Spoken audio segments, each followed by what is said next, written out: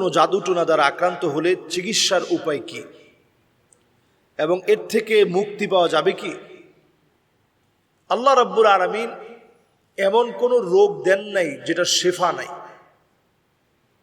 আল্লাহ তাআলা দিতে পারেন সব রোগের শেফা। আমরা যদি একটা কথা সবসময় লোকে মুখে শুনি, লিকুল্লি দাইন দাওয়া, সমস্ত রোগের একটা দাওয়া আছে।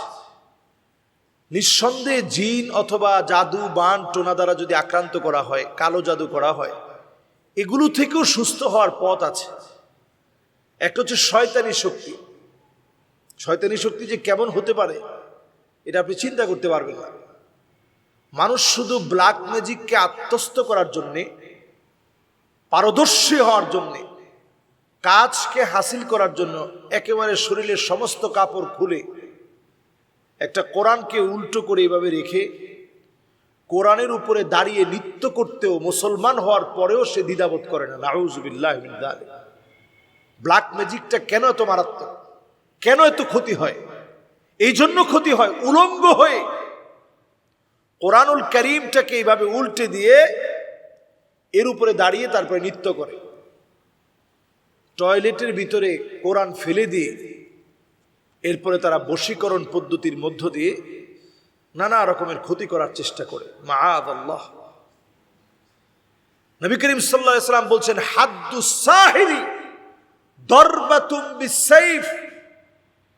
যারা এই ধরনের জাদু করবে, বান দিবে, কালো জাদু করবে, ব্ল্যাক ম্যাজিক করবে, তাদের সরাসরি শাস্তি ইসলামী শরিয়া যদি অ্যাপ্লাই করা হয়, কল্লা উড়ায় দিতে হবে। সে ওয়াজিবুল কাতল, তাকে হত্যা করা ওয়াজিব এবং আবশ্যক। আপনি কি মনে করছেন? রহমাতুল লিল আলামিন, যার দিলটা বড় দয়া আর মায়া, সে রাসূল বলছে যে জাদু বান টোনা ব্ল্যাক ম্যাজিক করবে তার কল্লা উড়ায় দিতে হবে।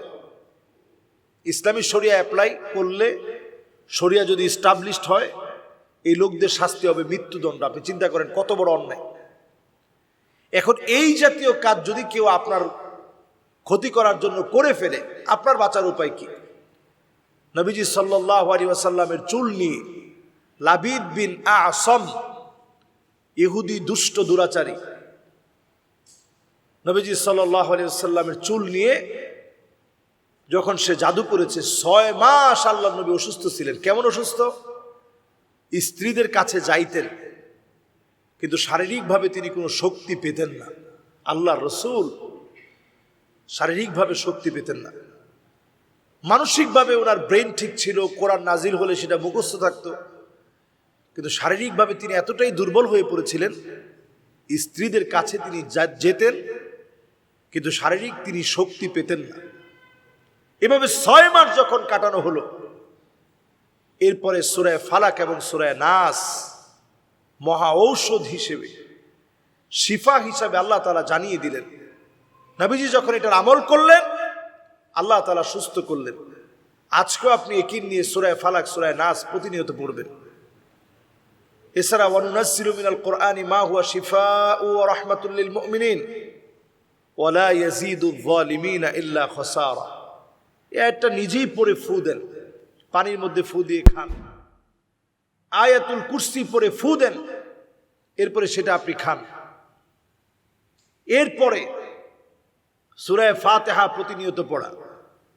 দেখবেন এই আমলগুলো এমন আমল, এই আমলগুলো যদি একটু আপনি মনোযোগ সহকারে করেন, আল্লাহ তাআলা দেখবেন ঠিকই রেজাল্ট দিবেন। একটু একিন নিয়ে করতে থাকবেন। আমরা হয় কি ব্যস্ত হয়ে পড়ি, কেউ আমাকে ব্ল্যাক ম্যাজিক করেছে, আমি পাল্টা ব্ল্যাক ম্যাজিক করব। আপনিও হারামের দিকে চলে গেলেন ভাই। যেই লোকটা এইরকম কোন ব্ল্যাক ম্যাজিক যে লোকটা করে, তার কাছে গেল যে ভাই এই লোকটা যেমনি হোক মারতে হবে, 100 বছরের পুরাতন কবরের মধ্যে গিয়ে আপনি তাবিজটা গেঁথে দিয়ে আসলেন। 100 বছরের পুরাতন কবরে তাবিজ নিয়ে আপনি গেঁথে দিয়ে আসলেন। লাশের গায়ে জড়ানো কাফনের কাপড় আপনি চুরি করে এনে তারপরে তাবিজ করলেন। মাছের গলার ভিতরে আপনি তাবিজ ঝুলাইয়া দিলেন, পুতুলের ভিতরে আপনি তাবিজ ঝুলাইয়া দিলেন, গাছের মধ্যে যেটা দোল খাচ্ছে, বড়ই গাছ, কাঁটাযুক্ত গাছের মধ্যে আপনি তাবিজটা ঝুলাইয়া দিলেন। এমনকি বিভিন্ন জিরা, আদা, এরপরে মুড়ি, এরপরে সরিষা, এরপরে মরিচ, এগুলো আপনি ভাজলেন যাতে করে ওই লোকটার শরীরে কষ্ট যন্ত্রণা বেড়ে যায়। এই জাতীয় কাজ যারা করেন, আল্লাহর কসম, নবী সাল্লাল্লাহু আলাইহি সাল্লাম বলছেন, মান আতা কাহিনান আও আররাফান ফাসাদদাকাহু বিমা ইয়াকুল ফাকাদ কাফারা বিমা উনজিলা আলা মুহাম্মদ সাল্লাল্লাহু আলাইহি সাল্লাম। এই রকম গণক, ভণ্ড, ফকির আরেকজনের ক্ষতি করবে, এদের কাছে কেউ গিয়ে যদি বিশ্বাস করে যে আরেকজনের ক্ষতি হতে পারে, ফাকাদ কাফারা বিমা উনজিলা আলা মুহাম্মদ সাল্লাল্লাহু আলাইহি সাল্লাম, ওই লোকটা কেমন যেন অস্বীকার করলো নবীজির উপরে যে কোরআন অবতীর্ণ হয়েছে, এই কোরআনকে কেমন যেন অস্বীকার করলো। তাহলে আপনার ঈমান আছে? এই লোকদের কাছে যারা যায় তাদের ঈমান থাকে না। এজন্য প্রতিনিয়ত ভাত যেভাবে আমরা খাই অভ্যাস বানিয়ে নিয়েছি, ঠিক তেমনি ক্ষুধা পেটে যেভাবে খাবার দিয়ে ক্ষুধাকে নিবারণ করি, সুস্থ থাকার জন্যে শুধুমাত্র মেডিকেল সায়েন্সই যথেষ্ট নয়। প্রতিদিন ফজরের নামাজের পরে সূরা ইখলাস, ফালাক, নাস 3 বার পড়বেন। ইখলাস 3 বার, ফালাক 3 বার, নাস 3 বার। সিরিয়াল থাকবে, আগে সূরা ইখলাস, এরপরে ফালাক, এরপরে নাস। মাগরিবের পরে সেম, জোহর, আসর এবং ঈশা, এই নামাজগুলোতে একবার একবার করে পড়বেন। ঘুমাতে যাওয়ার সময় একবার করে পড়ে ঘুমাবেন। ফজর আর মাগরিবের নামাজের পর 3 বার পড়ে হাতের মধ্যে ফু দিবেন।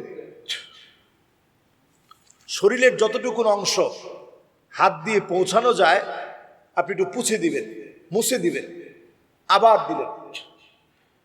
এইভাবে 3 বার করে আপনি মুছে দিবেন। আপনি দেখবেন ইনশাআল্লাহ জাদু, বানটুনা, বশীকরণ, যত মন্ত্রতন্ত্র আছে এগুলো টিকবে না ইনশাআল্লাহ। আল্লাহ তাআলা হেফাজত করবে, সুস্থতা দান করবে। আসসালামু আলাইকুম ওয়া রাহমাতুল্লাহি ওয়া বারাকাতুহু।